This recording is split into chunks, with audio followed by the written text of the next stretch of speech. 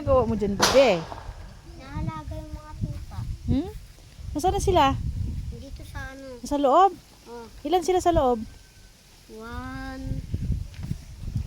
2. Ay, hala, ang dami nila sa loob. Gusto nila matulog, be. Ha? Gusto nila matulog. Oo. Ano naman ang anak ko? Hindi ka nabuburing dyan? Ikaw lang mag-isa naglalaro? Hindi. Ha? Nahalaga yung tupa. Ang init naman ah. May ano po. Ginamitan pa niya. Galing naman ng anak ko mag-isip. Galing ng anak ko. Ito yung anak ko na talented. Super talented. Si Jazz Ramos. Anong pangalan ng tuta mo? Anong pangalan yan? Ito, si Dudes Ramos. Si Dudes Ramos? Oo, yung alaga ni Javi. Yung alaga mo, anong pangalan? Juice. Juice Ramos. Kapangalan pa ni Papa yung alaga ni Javi. Oo. Minom ka tubig na. Ngayon tong brief.